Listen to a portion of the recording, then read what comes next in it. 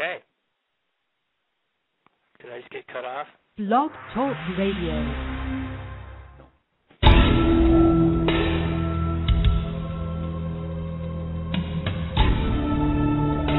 You are now listening to True Murder, the most shocking killers in true crime history, and the authors that have written about them.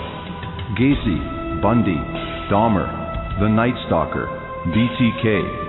Every week, another fascinating author talking about the most shocking and infamous killers in true crime history. True Murder, with your host, journalist and author, Dan Zupansky.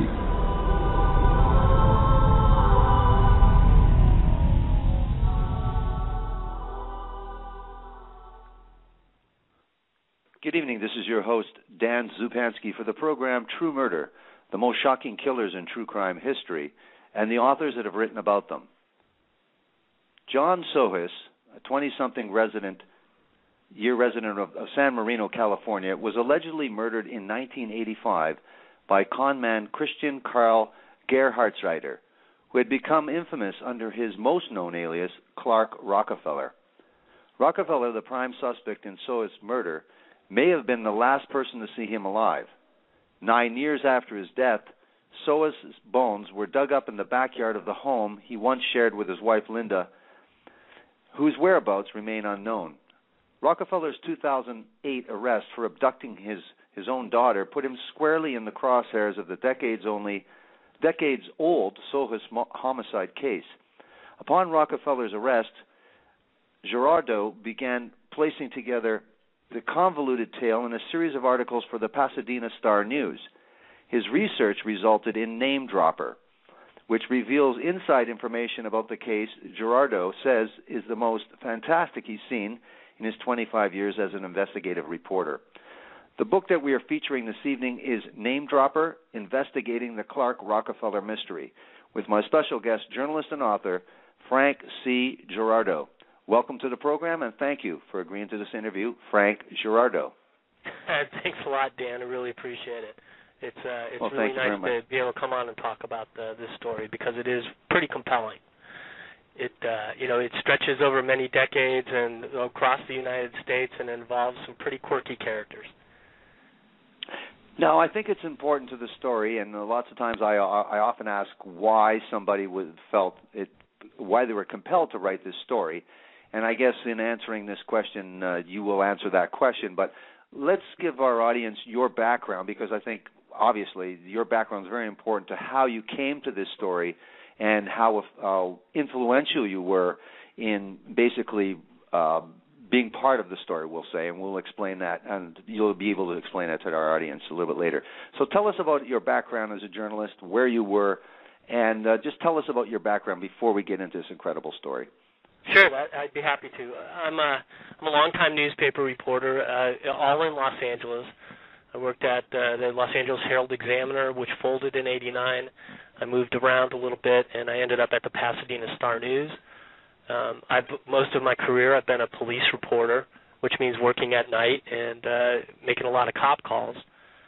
In 1994, police in the small town of San Marino dug up a body, and I just happened to be on scene at the time, talking to neighbors and people that lived there, and a guy said to me, "I know who that is. That's John Sohus, and I'll bet the guy that used to live here killed him." And that stuck with me. Yeah, that was in May '94.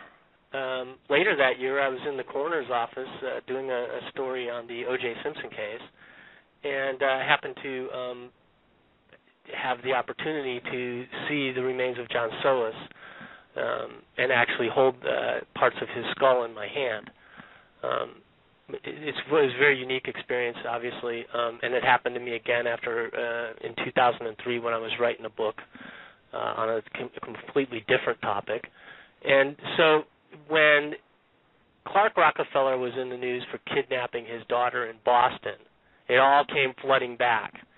And it gave me, I had a unique perspective because I had been covering this case since '94, this homicide case, and B, once my old sources said, hey, this guy Clark Rockefeller that they're looking for, he looks a lot like the guy they want for that murder in San Marino way back when. I put all the pieces together and started writing stories about it. And I think some of those stories had an influence on how the police ultimately approached the case and how it was prosecuted. There's a lot of twists and turns, and a lot of them are in the book Name Dropper, which is on. You can only get on the internet at RockefellerMystery.com, and I detail them all there. Right. Now, you had the opportunity. You said this was, this really struck you, and at the time, and then in retrospect, once you had seen that Rockefeller had been charged in Boston for abducting his daughter. Again, you made some connections. But what you said you had his skull in your hand. For our audience, how was, at least according to the coroner, how was John Sohus killed? Well, so the coroner believed, even back in 1994, that this person, John Sohus, had been bludgeoned to death. His skull had been broken into several pieces. And in 94, there were 7 pieces that they had were in a paper bag. By 2003, they had taken the 7 pieces and sort of reconstructed them, and you could actually look at the skull and with an expert describing what happened, see how where the blows were delivered and how they affected the skull initially in cracking it and then splitting it open. And causing, great injury to John Sohus that ultimately proved fatal. What did they speculate? Did the coroner speculate at all to the weapon used? Well, they said it was a blunt object. At one time it was described as a rounded blunt object like a baseball bat. At other times it's been described as a 2x4. Unfortunately, there was something else played into determining how exactly John died by looking at the skull, and that is when the body was dug up, it was during a swimming pool excavation that was 9 years after it was buried. And when they dig a swimming pool, they use these bobcats, and they're like a big tractor, And right. So the tractor broke the skull into more little pieces, So putting it together, they needed an expert that could say, okay, look, these injuries occurred when this person was alive, and these injuries to the skull occurred from the bobcat.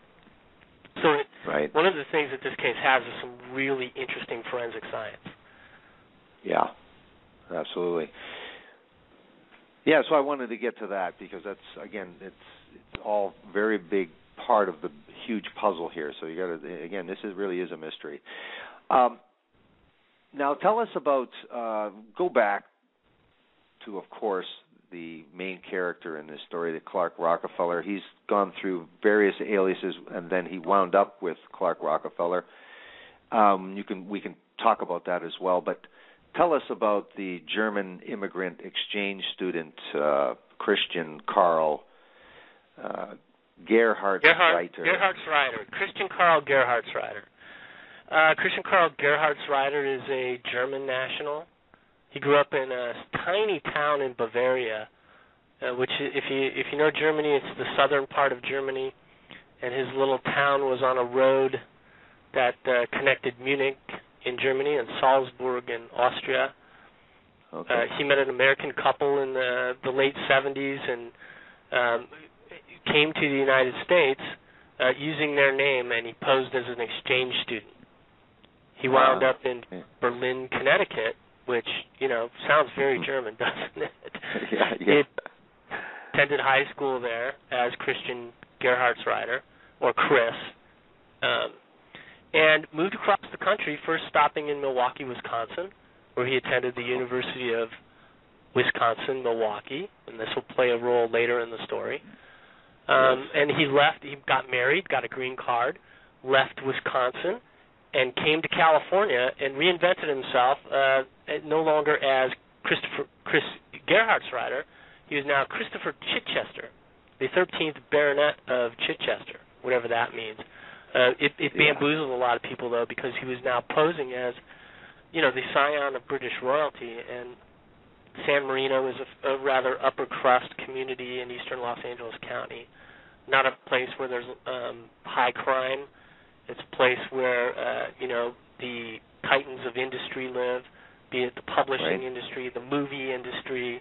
You think Beverly Hills, but a lot of them live in San Marino, too. And there's a lot of money there. And here comes this guy posing as royalty. Well, it doesn't matter what your background is or what your business is. He learned quickly that people liked royalty and liked to glom onto royalty because they felt that it gave some sort of an legitimacy to whatever their pursuits were. So he made a lot of friends. But really, he was living in a guest house, more like the garage or the shed, behind a dumpy house in the poorer section of town, but pretending to be something else. And the house that he lived in was occupied by an older woman who, Dee Dee Sohus. She was a heavy drinker, a heavy smoker. She'd been a party girl all of her life. And in her final days, she was living in this house, renting out the back house to Chris. She had a son about Chris's age. He was 28. His name was John. John got married, and him and his wife, Linda, moved into the house with Dee Dee. So now we have 4 people living on this property: Chris, John, and Dee Dee, and Linda. And what happened is Linda and John were kind of unhappy living with Dee Dee, being that she was a drinker and a smoker and a heavy alcoholic and all these sort of bad things, and Linda wanted to move out. And I think that they had some intention possibly to move into this guest house, but of course there's a renter there. He's paying rent, and it wasn't going to be that easy. In 1985, John and Linda disappeared. Just prior to their disappearance, Linda told several of their friends that John had gotten a job in Connecticut working for the government in some sort of top secret hush-hush job, and that Linda said that she was going to be going there also because they needed her to do some artwork. She was an artist. The couple disappeared, and after several weeks, her family became concerned. Linda's family became very concerned, and they called the police. And the police came over, and they visited with Dee Dee, and Dee Dee said, "Don't worry about my son and his wife. They're on a secret mission. And I have a source who's in contact with them. He's talking to them every day and relaying messages to me." Now, she didn't say who her secret source was, but she implied that the secret source was Chris living in the guest house. Well, now how did she imply? How did she imply that? Well, you know how you say I have a secret source, and then your eyes kind of turn or your head turns, nods to the back house. That's subtle. Okay. It was that. It wasn't really subtle because police did pick up on that, and in fact, on a subsequent visit, when they came out to talk about the missing couple, an officer actually went to the back house, and he knocked on the door, and the door opens, and Chris comes out wearing exactly nothing. He's completely naked. Well, the officer, being, a macho sort of, police officer back in 1985, said, "Hey, what's wrong with you?" Chris says, "Well, sir, I'm a nudist." And the officer, averted his eyes and said, "Put your damn clothes on," and left without ever checking the house, the grounds, or anything. He was put off by this naked, quick-thinking murder suspect and left. Yeah. So several more weeks go by, and then Chris disappears. And when he leaves, he's driving the missing couple's pickup truck. Dee Dee calls the police again. She says that she now wants to add on to the missing persons report, which she does, and 1985 comes and goes. Dee Dee sells the house, moves out. Chris is gone, and she never hears from her son or daughter-in-law again. However, friends of Linda's, just prior to Chris's disappearance, received some postcards. All of them came from Paris, France. All of them had a really cryptic message on it. It said something like, "Sorry, Miss New York, but this can be lived with. And each of these postcards would have a picture of the Eiffel Tower or Versailles or, the Palais Justice, which are famous Parisian landmarks. And her friends bought it. Okay, I guess she's in Paris. No big deal. They bought it. They bought it, yeah. So, there was a lot of these red herrings that were tossed out by this murder suspect. But he was brazen, too. Before leaving, he had a Trivial Pursuit game in the backyard with several young ladies who asked him, "Hey, why is the backyard all dug up, Chris?" To which he replied, "Well, they're doing plumbing." Well, plumbing goes nowhere near where this dig was, and it turns out later, of course, that's where John's body was actually buried. So he's a pretty brazen guy. Sure. He leaves San Marino, he's driving a missing couple's pickup truck, and he ends up back in Connecticut, only this time it's in Greenwich. He's kind of grown accustomed to the high life. And he moves into the back house of a rather stately Greenwich mansion, and now he's passing himself off as Christopher Crowe, movie producer. Christopher Crowe, who's had involvement in the return of the Alfred Hitchcock series to television. Christopher Crowe, who attended USC Film School and is an expert in film noir. And people, again, buy into this. Remember now, it's 1988, so there's not a lot of ways to check people's stories. And one of the things that Chris has picked up along the way is that props really help him tell the tale. So he's got some posters from Alfred Hitchcock and a couple of movie posters, and they have Chris Crowe on it. Well, there's no reason to believe he's not Chris Crowe, and people believe it. Well, so that's 1985.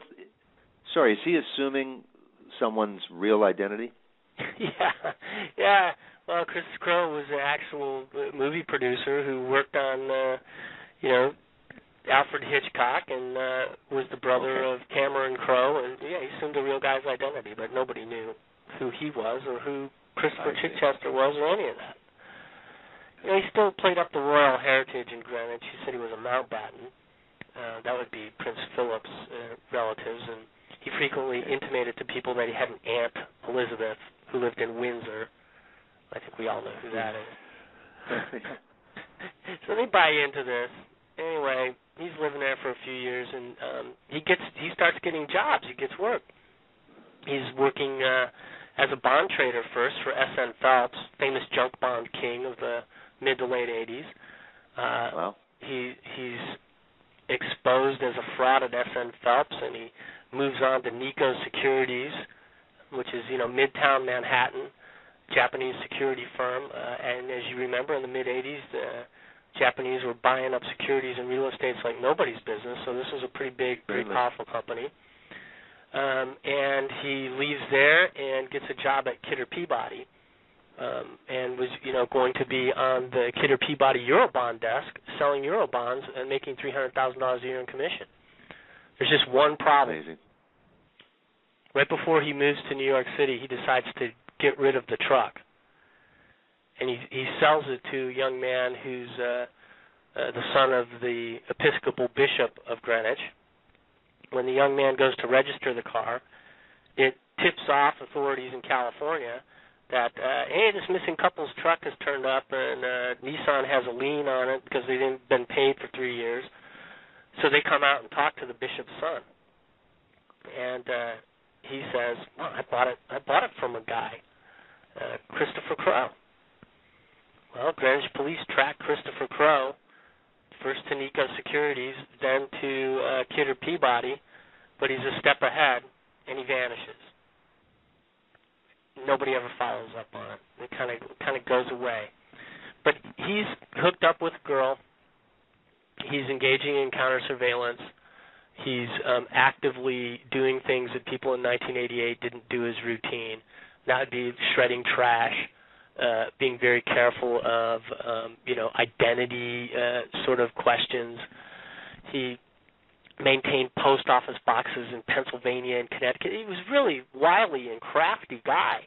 And in 1989, him and this girlfriend are out to dinner, and he calls down to a restaurant trying to get a reservation. The restaurant brushes him off. And he's disturbed by that. So he calls again, and he says, "My name is Clark Rockefeller.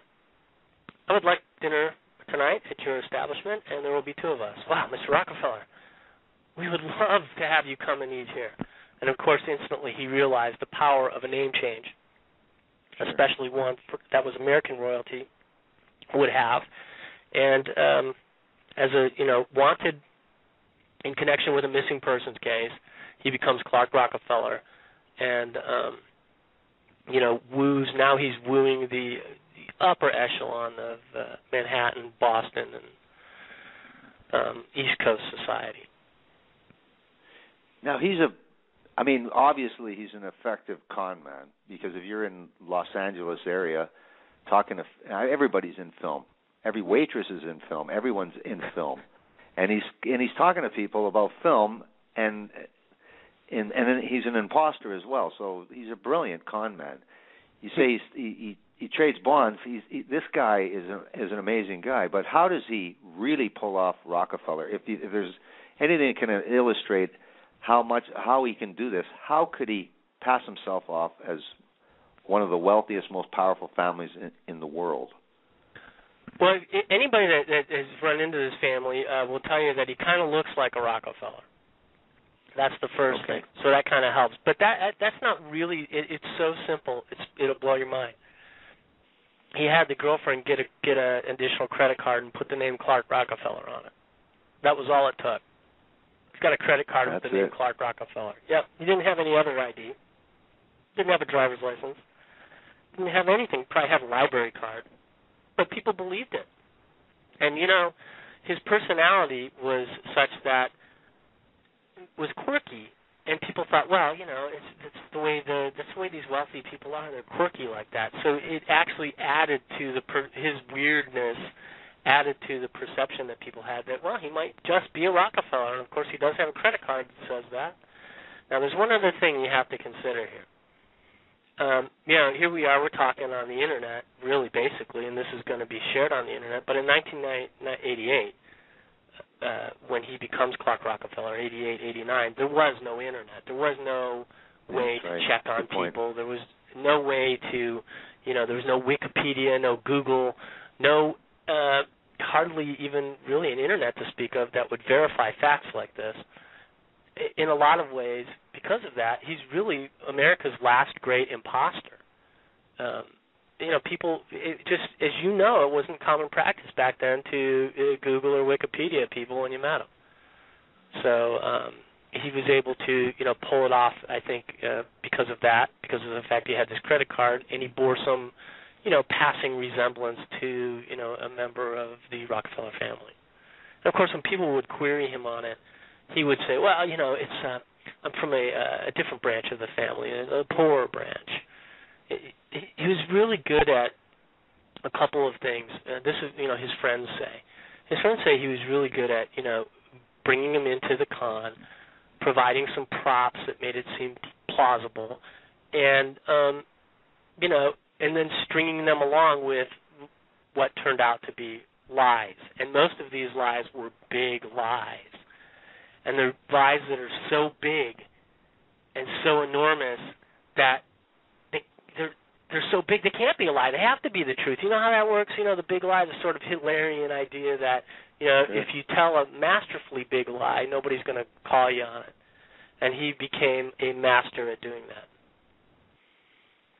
Now, how does this really depends on his ally for years, his wife, he's really conned, but how does this all sort of unravel with her? What about his personality, or what about the relationship? How does it get to a point where they're thinking about divorce? Well, it turns out that he told one lie too many. So I told you about the girlfriend that got him the credit card. Sure. Well, in 94 he dumped her, and he met his wife, Sandy Boss, a very well-educated Stanford grad, Harvard Business School grad, with a bright future ahead of her in management consultancy. She went to work for the McKinsey company, making $1.2 million a year. And so the question here is, how do you fool somebody like that? Well, so many so many people were buying into the story. Why not? I mean, she was a young girl. She had no reason not to believe him. And he, promised her the world, showed her all the fine things of life. They had a pretty good life for a long time. He told her that his father was a man named George Rockefeller, and his mother was a woman named Mary, and that the two were killed in a car accident when he was a teenager, and that he, after their death, still as a teenager, he attended Yale, and he was Yale's only commuter. So fast forward several years, that was in the mid to late 90s that he's telling her this. In the early 2000s, they've moved from New York to Cornish, New Hampshire, and he says to his wife, my mother was child actress Ann Carter. And Sandy says, well, wait a minute. You told me your mother was named Mary and that she died in a car accident. My mother's name was Ann Carter. Clearly you're wrong, you're mistaken. I told you my mother's name was Ann Carter, and I told you that my mother, Ann Carter, died in an accident. Well, Sandy had heard more than one lie from him, and this was one lie too many. She decided to do a little bit of research and decided that maybe this man wasn't really what he said he was. She arranged to get them out of Cornish and into Boston, because at this point they had a daughter. And for all intents and purposes, Clark was controlling this little girl. So Sandy arranged to get them out of Cornish and into Boston, get the little girl into a school to where teachers could see, that maybe she was in an unhealthy relationship with her dad. They saw that. Sandy arranged for a divorce and presented Clark, with the divorce documents. And initially, he had custody of the little girl. And she said to him, isn't it? She said to him, though, I'll tell you what, Clark, tell me who you are, and you can keep custody of little Ray, and we'll settle it that way. And he said, oh, no, certainly. I've told you everything there is to know about me. If that's what you're going to ask, I can't accept those terms. I will, however, accept $800,000 in cash. So their divorce settlement is $800,000 in gold, and Sandy took full custody of their little girl, Ray, and arranged for Clark to have supervised visitation. So this brings us, now we've gone through this man's whole history from coming here in the United States in late 78. We are now all the way up to 2006. And in the middle of this, they've dug up that body in San Marino, and the police are actively looking for Christian Gerhartsreiter, at least in 1994. But by 2007, when they get divorced, and 2008, when he has his first visitation with Ray, nobody's thinking about John Sohus or missing Linda Sohus or anything that happened in San Marino all those years ago. And then, national news story, a man named Clark Rockefeller has kidnapped his little girl Ray, and they've disappeared from the radar screen, and nobody knows who the hell this guy is.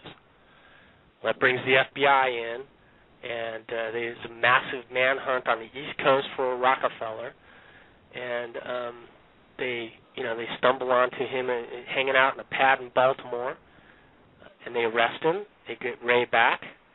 They do some fingerprint analysis that, links him back to Christian Gerhartsreiter, the exchange student. And, of course, everybody knows that Christian Gerhartsreiter was once Christopher Chichester, and Christopher Chichester is a murder suspect in San Marino. So L.A. County is now actively calling Clark Rockefeller a person of interest in their decades-old homicide. Now, at what point...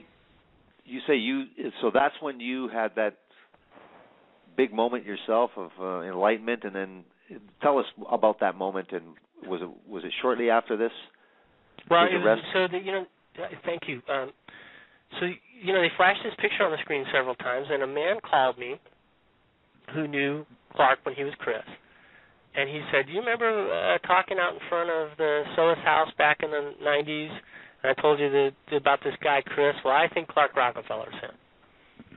Okay, so I kind of kept that in my head, and then got a phone call from Baltimore saying, I can't even remember who it was. It may have been a cop. It may have been another reporter calling and saying, "Hey, this guy they've arrested in Baltimore is wanted in connection with a cold case from San Marino." Well, that was all I needed to tell me. I knew exactly what the cold case was. There was no other cold case in San Marino, and and I went with it, and broke some pretty nice stories early on in the whole coverage of the aftermath of that kidnapping. So you were very, very established at Pasadena Star-News. So you went to your editor and said, "Listen," or you probably had. Did you have free rein? Tell us about that exchange. Did you make a pitch to them? What did you say to your editor? I said, "Hey, this guy this Rockefeller dude that they caught back in Baltimore, he's wanted in connection with this old San Marino case. We got to go with it." And I mean, that was it. We just went with it. At that point, I was pretty well established, and I may have even been an assistant city editor. Right. I don't remember, but anyway, whatever. I had enough of a good reputation in the newsroom that if I thought something was solid, the bosses would say, "Run with it," and they did, and we did. And we ran with it. And at what point did you sort of start introducing, or at least printing stuff that was sort of inference equals this? Were you making some assumptions or observations? Right away. Yeah. Well, I mean, so journalism, even newspaper journalism today is largely dependent on getting stuff out on the internet and Twitter and Facebook, and at that time we were heavily into the blogs. So, there were no seconds to waste. I mean, I knew. First of all, I knew there was only one cold case homicide in San Marino. Second of all, I already had the tip-off from the guy that knew Chris, who said Clark Rockefeller was Chris. It wasn't a stretch to just go with the story, and we did. I think we had it up on I had it up on the internet within 20 minutes of, putting all the pieces together, and that would have been the Monday after his arrest. So within 24 hours of his arrest. Now, what did police find in terms of as the story evolved? What did he say to police? What was his statement to police about his guilt or innocence? How was he respond? What was his demeanor, Clark Rockefeller, and what was his response? Did he get a lawyer immediately? He didn't. He did not, lawyer up immediately. The FBI quizzed him at length for about 3 hours. They knew who he was, and 14 minutes into their interrogation, he, they read him his Miranda rights, and he asks for an attorney, but they continue the interrogation anyway, and he never ever admitted to having anything to do with the disappearance of John and Linda Sohus or the death of John Sohus. And after several hours, they cut it off. L.A. County detectives flew out there in hopes of talking to him, to see if they could interrogate him. And by that time, he was lawyered up and wasn't talking. His lawyer, Stephen Rones, a fairly well-known Boston criminal attorney, hooked him up with the Today Show and the Boston Globe. And that's when things got weird because, he set some ground rules for those interviews. Don't ask him about California. Don't ask him about the murder case. Don't ask him all these questions that could implicate him in something else. And in his interview with, of course. I mean, any good reporter is going to ask him. And Natalie Morales, first of all, asked him, what about Germany? And he, denied knowing anything about Germany. He said he grew up in the United States picking strawberries. And then she said, well, what about this dead couple? And he says, I'm a Quaker. I would never intentionally harm anybody. I don't know that I've ever hurt anybody. He didn't say, no, I didn't kill him. He threw it off on Got to make it. Certainly. I can't remember harming anybody. Well, that was played for the jury, and it played a large role in convicting him. Yeah. That's what's fantastic about the narcissistic psychopathic killer. They get to talk too much. Yeah. Well, he likes to talk. He doesn't really. I don't think he. I mean, I believe through sources that he's never admitted to having any involvement in this, and but he loves to talk about stuff. And before he was, when he was Clark Rockefeller, before anybody knew that he was Gerhartsreiter, he would talk and talk and talk and talk. And two of the things that he told his wife are sort of instructive. One was that he would never go to Connecticut. Of course, that's where they were looking for him in connection. Remember, he had the missing couple's car. Right. And two, he would never go to California. And those are things that again played a large role later on in convicting him. Because what happened was, as we went through this whole story, even in writing it for the book Name Dropper,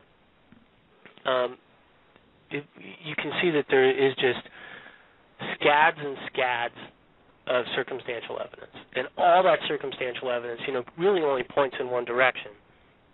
And it points to, unfortunately, Chris Gerhartsreiter as being the killer of the this really gentle and nice young man, John Sohus, who never harmed anybody, probably never even got angry in his life.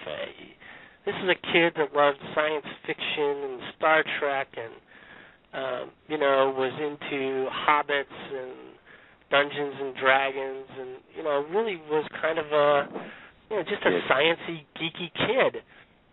And his wife wasn't really much different, She was an artist. She painted unicorns and rainbows and, these are people that are... these are the kind of people that when you see them, they're people you take at face value. They are who they are, right? And unfortunately for both of them, they ran into the buzzsaw that is Christian Gerhartsreiter. And, one didn't come out alive, and the other one, will never probably know what happened to her. Now, given his character, and some people, just playing devil's advocate a little bit, given his character and his penchant for, maybe being a fraud, basically, and maybe sponging or weaseling or chiseling or cheating, but when the prosecutor said this is the motive for this case, because again, even if it's circumstantial, it would be nice to have some kind of credible or valid or reasonable motive. What did the prosecution say the motive was for this murder then? Well, there was never a motive offered to the jury. I can tell you what the motive is. I detail it in my book. In fact, it's the only place where you'll really get down to the motive is in the book Name Dropper. And it all comes down to the old lady's will. And the old lady had about had an estate that was worth about $300,000. And the old lady's estate was left to her son. And Chris, a grifter, hooked up with a couple of other grifters, and he basically set them up as sort of the minders of Dee Dee after John died. And they were able to convince Dee Dee to write John out of her will, even though she didn't know where he was, and write them into the will. And the intent was that this couple, these grifters, would split the remains of Dee Dee's estate with Chris. And they gave him $40,000 up front.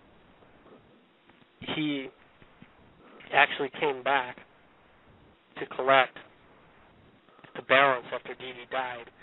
They told him to take a hike. But essentially the motive was Dee Dee's estate. That's what drove him. Well, if he was a killer, why wouldn't he kill these people and take the money?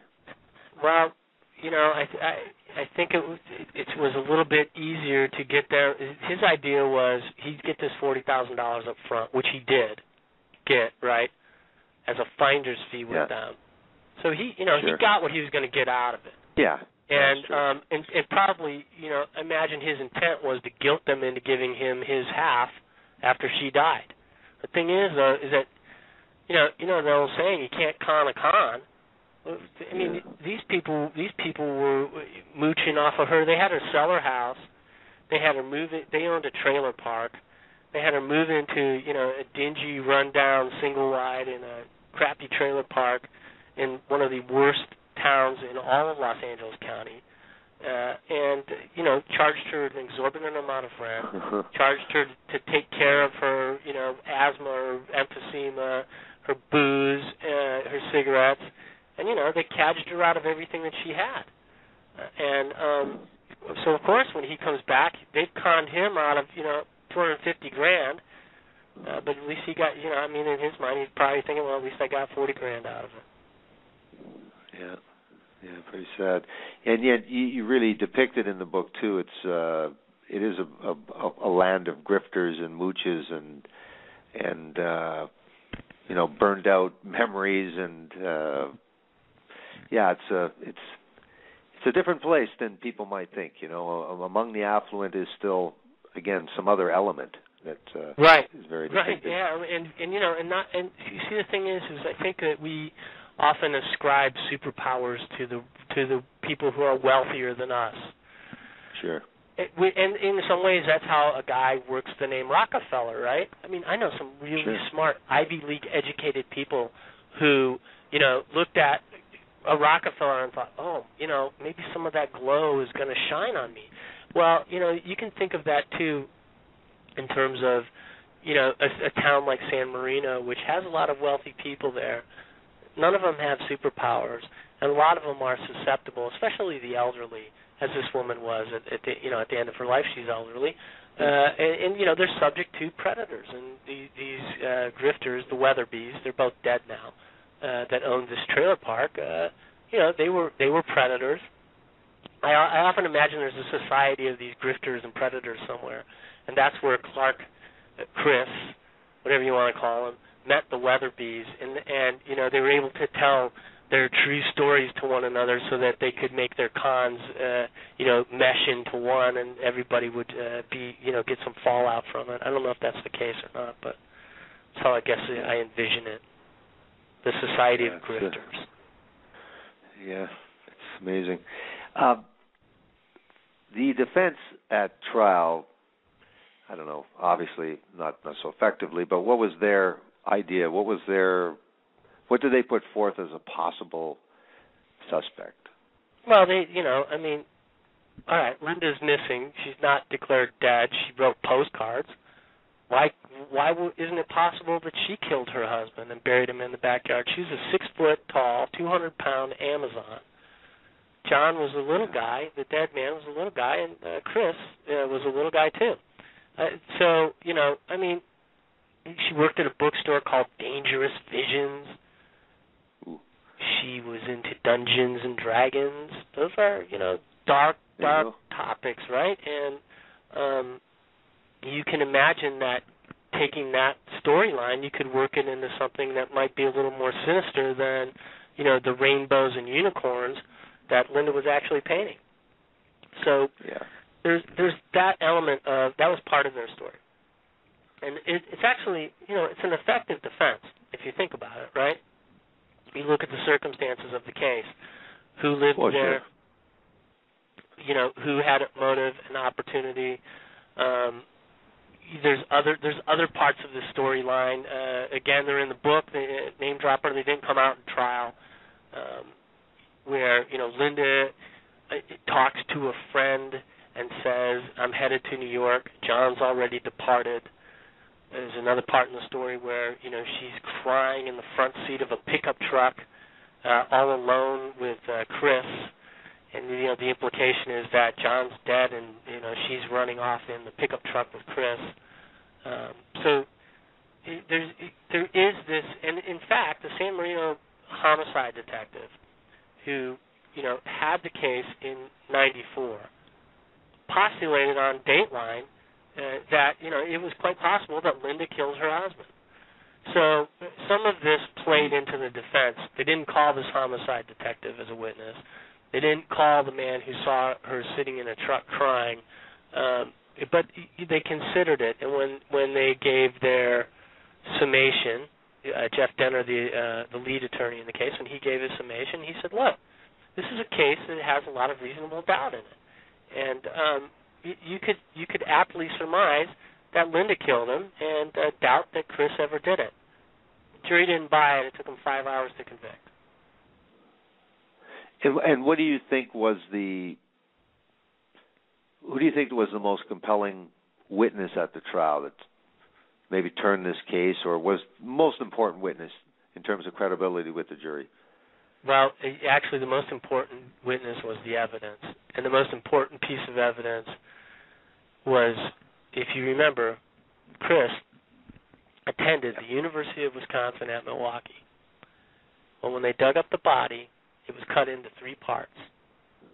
And John's head was in a book bag from the University of Wisconsin at Milwaukee.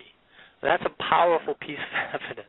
It's something that that you can't. It's not tested. It's the only testimony is given from a mute, inanimate plastic bag that has a logo of the University of Wisconsin at Milwaukee that was only used during the years that Chris Gerhartsreiter was a student at the University of Wisconsin at Milwaukee.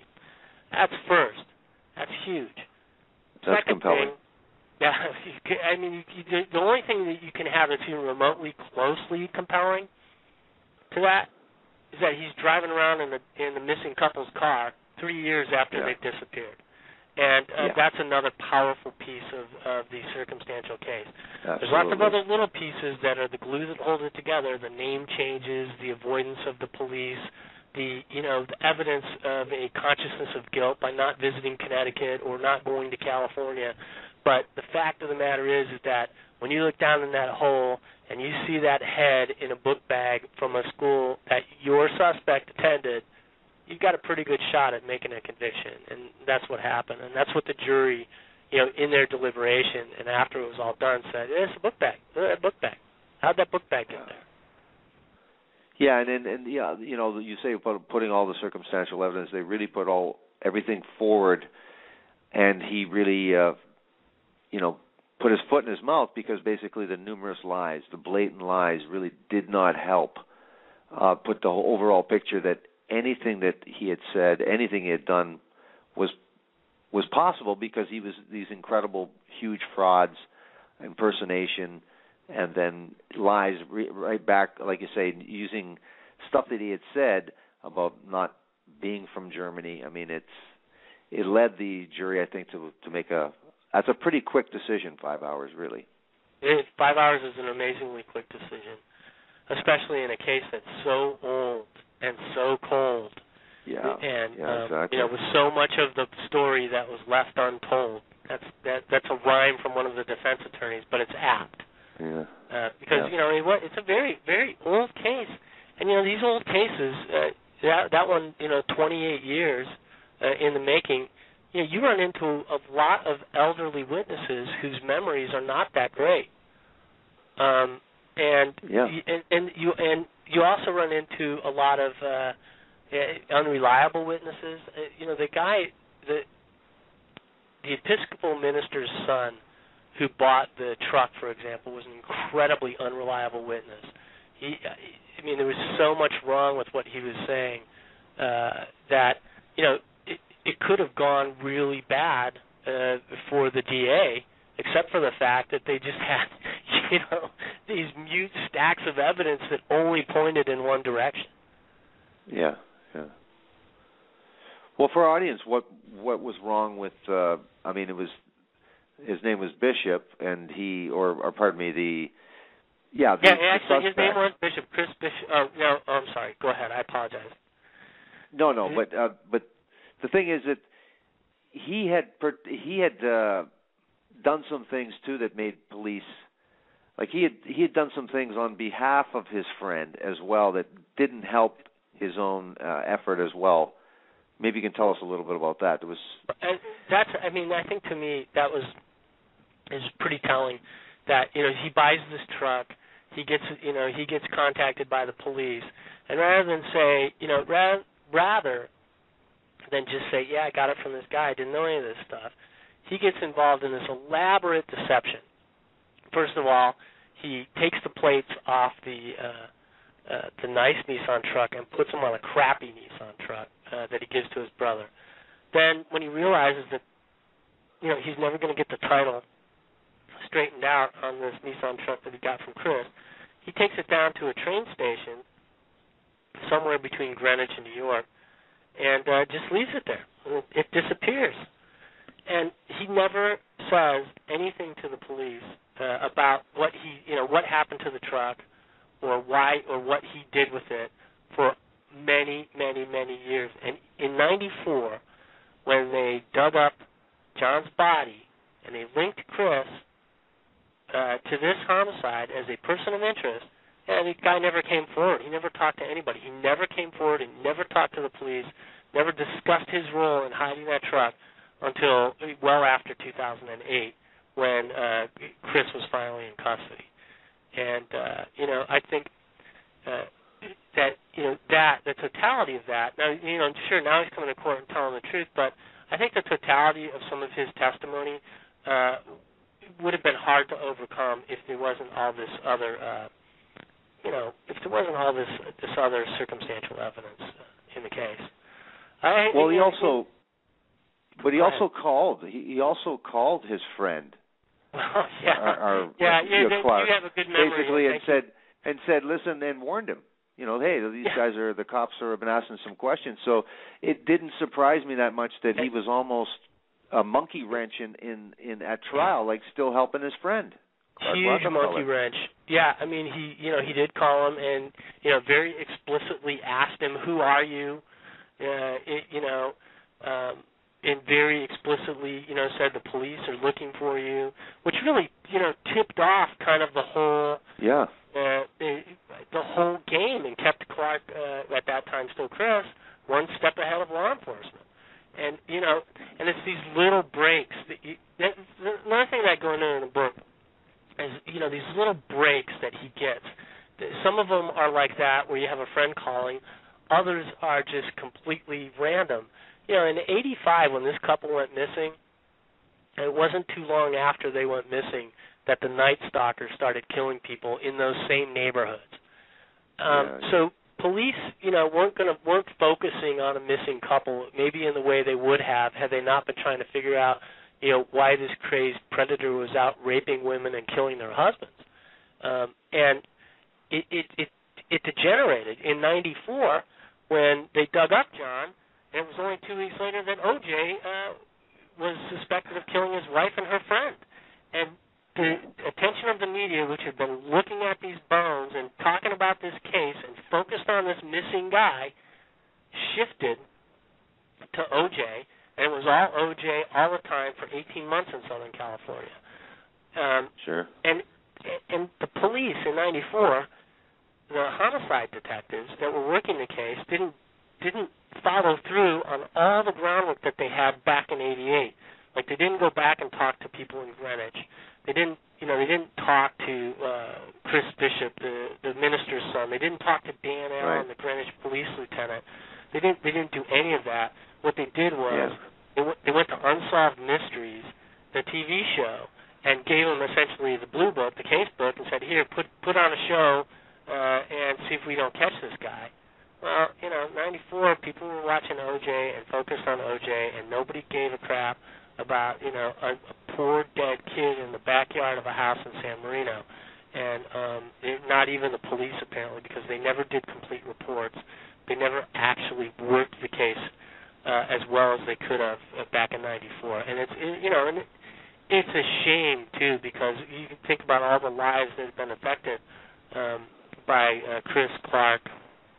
There's a flash in there.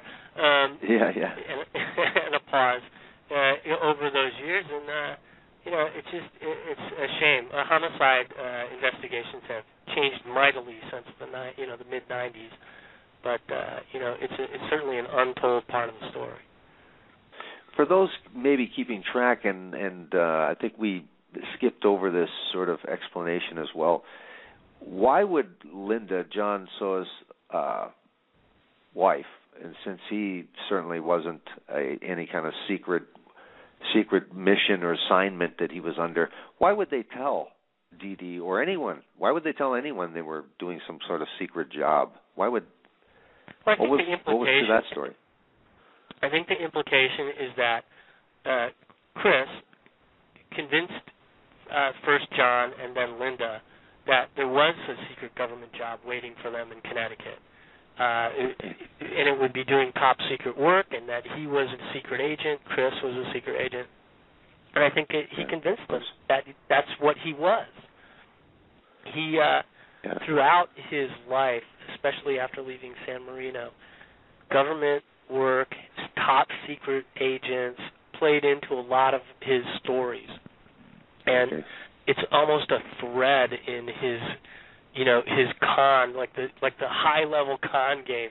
When he was a Rockefeller, he told people in New Hampshire that he owned this top-secret government plant that specialized in manufacturing jet propulsion engines, and that this was such top-secret work that he was a potential target of Chinese secret agents who were going to kidnap him.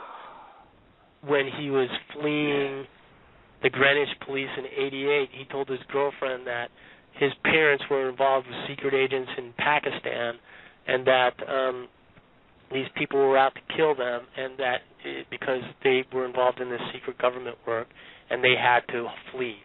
So he did it convincingly. He did it more than once. So there's no reason to believe that he didn't do it with John and Linda, and then more brutally with this poor alcoholic Dee Dee. Say, hey, look, it's easy. Government work, top secret government work. I guess he's quirky and weird enough, and if that's you remember back 45 minutes ago I mentioned the big lie. There's one of the big lies, and people just buy it because it's too unbelievable. Yeah. Well, he had a lot of practice, so he got better and better, but he just he was almost flawless until, I guess, a fatal mistake. Don't mess with your wife. Yeah. And kids. That's the thing, right? Except but the thing is, that's true. That lie that changed everything for him with his wife. But he wasn't that perfect. He wasn't that flawless. No.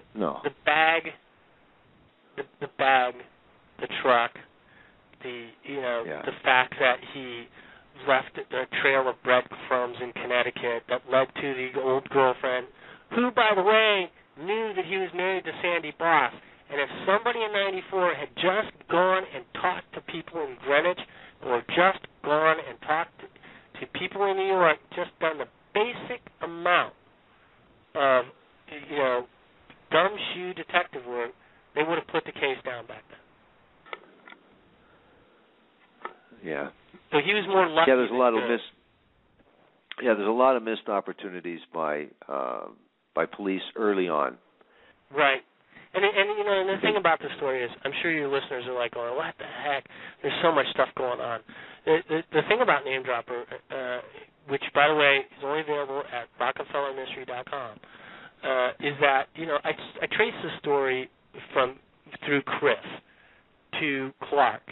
And he's the central character, and I know we're going through all these machinations and all these different locales and people, but at the end of the day, it's this one guy, a German immigrant, who came here and killed a kid, a 28-year-old kid, but he killed a kid, an innocent kid, and got away with it for a hell of a long time until he was convicted. That's the story. Do you think he's likely to have killed Linda as well? Well, I know the police believe that.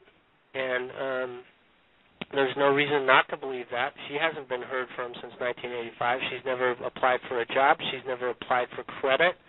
She's never phoned home, other than these postcards that, appeared in her friends' mailboxes shortly after her disappearance. She's had no contact with anyone. So, that leads one to believe that she's dead. and databases, the kind of databases that are kept on people as far as identity goes are so thorough and so up to date, and it contains so many records, billions of records. The fact that there's not one of those databases has ever encountered a Linda Sohus or anyone remotely using her identity since then leads one to believe that she's dead.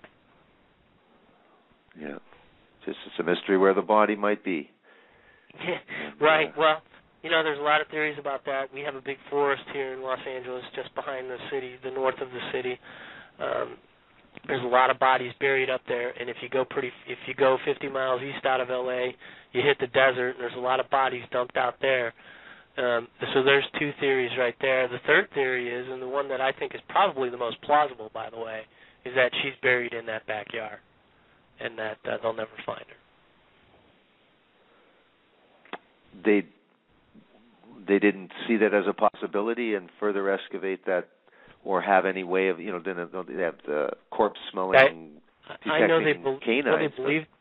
They believed there was a possibility. They used, corpse smelling detective canines, but that yard has so significantly changed since John was dug up in 90. They didn't use corpse dogs in 94, and the yard has changed so significantly since then that with this swimming pool and cement and massive amounts of landscaping, that I don't even think sonar could find her remains. And I just think it's another example of him just getting lucky. So you think it just wasn't as thorough because it really was by accident that they found his body, and then, like you say, that was in the excavation of building a or the making of a swimming pool, and you just right. I think what they did was they drew they dug up his body and they drew some conclusions. And the first conclusion was, okay, he's here, she must be close by. So they looked close by, right? But they didn't look at, I don't believe that they looked at the other end of the pool, the shallow end of the pool, for example, or as it gets to that deep end. I don't believe they looked at any of that. I don't think they dug any of that up because, don't forget, this is a homeowner who's getting a pool built in, and if the cops come in and start tearing the hell out of his house, he's not going to be too happy because guess what? He's going to have to pay to put it back together. And there's some element of that in this. In 94, after they found the body, they went into that guest house where Chris lived, and they luminoled the hell out of the place, and they found lots of blood. In 94, you couldn't get DNA out of, non-visible blood that was spotted with luminol. In 2008, they were capable of doing that. But they weren't going to rip up the guy's floor and go through all this stuff to get it. The fact of the matter is that, I guess that sometimes prosecution is like playing cards. The hand you got, a dead John Sohus is a winning hand. And, for them, and it's just sad that, again, these poor people, these are good people, really, John and Linda, and it's just really sad that they ran into this guy. Yeah, absolutely. Well, at least someone caught up with them, and we have this fine story about that entire event. So I want to thank you very much, Frank Gerhardsreiter, for coming on the program and talking about Name Dropper, investigating the Clark Rockefeller mystery. It's a very, very, very engaging story, and I want to thank you very much for this interview. Well, thanks a lot for having me on, and I really appreciate you doing this. It's great to be able to talk to your listeners about this really fascinating case. Yes, it is. And for people that want to get a hold of you that have been moved by the program, you can be contacted through Facebook. You're always looking for friends on Facebook, and you have, again, could you repeat that website for us one more time? Sure. It's actually RockefellerMystery.com. And if that's hard to remember, you can think of the old TV show, Rockford Files, RockefellerFiles.com. And there you can buy the book Name Dropper. Great. Rockefeller Mystery. Well, I want to wish you all the best, and I hope to hear from you again soon, because I know that there may be something else going on with this, but hopefully we can hear from you again, and because we had a great time here speaking with you tonight. So thank you very much. And thanks for having me, Dan. I really appreciate it. I enjoy the show. Thank you very much. Good night. Thank you. Good night.